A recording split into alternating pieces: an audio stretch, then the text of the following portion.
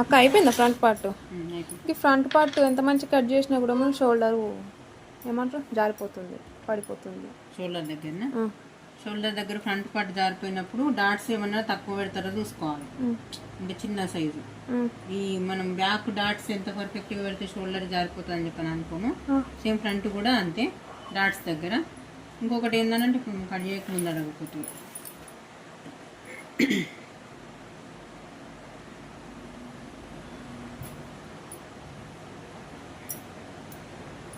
ఇట్లా తీస్తాం కదా మనం మార్కింగ్ చేసినది ఎక్కడ కట్ చేసినా ఆడ వేస్తున్నా అన్నట్టు క్లియర్గా ఇప్పుడు మనం ఇప్పుడు ఇట్లా తీసినా కదా, ఇక్కడ నెక్ కట్ చేసినా కదా, నెక్ భాగం కట్ చేసినప్పుడు మనం ఎంత మంచి కుట్టినా షోల్డర్లు పడిపోతున్నాయి అన్నప్పుడు ఇలా మార్కింగ్ చేసుకుంటాం కదా చుట్టూ. మార్కింగ్ చేసుకున్న తర్వాత ఇట్లా మీకు చూపిద్దామని ఈ స్ట్రైట్గానైతే గీత గీసుకున్నాం. అంటే మనం ఉక్సు పట్టి కాజపట్టికి ఒక 1/2 ఇంచ్ ఎక్స్ట్రా గీత గీసుకుంటాం కదా, గీసుకున్న దగ్గర నుంచి ఇప్పుడు నేను ఈ మార్కింగ్ ఎంతైతే ఎంత తీసేసినో ఈ పావు కుట్టు మందం ఖచ్చితంగా కట్ చేయాలి. ఇది కట్ చేస్తే మనకు ఉక్సు పట్టి కాజపట్టి దగ్గర లేచినట్టు కాకుండా పర్ఫెక్ట్గా మంచిగా పట్టేసినట్టు ఉంటుంది.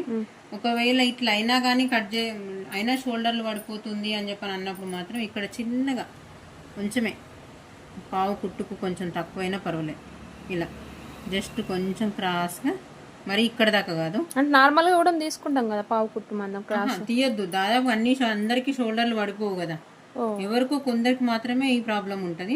అన్ని బ్లౌజ్లకు కదా. ఎవరైతే పర్టికులర్గా నాకు ఇక్కడ షోల్డర్ నువ్వు ఎంత మంచి కుట్టినా పడిపోతున్నాయి అన్న వాళ్ళకి మాత్రమే ఇదొక టిప్పు. ఈ బ్లౌజ్కి అయితే అవసరం లేదు, నేను కట్ చేస్తలేను. అందుకే ఇక్కడ మాత్రం ఇక చిన్న పావు కుట్టు మందం ఇక్కడ తీసేయాలి, ఇక్కడ మాత్రం ఇది తీసేయాలి. ఇవి తీసేస్తే ఇక్కడ మనకు షోల్డర్ అనేది పర్ఫెక్ట్గా మనం ఎంత మంచిగా కొంచెం సాగుంజినట్టు కుట్టినా కానీ షోల్డర్స్ అస్సలు షోల్డర్ మీదకి పడిపోదు. ఓకేనా? అర్థమైనా?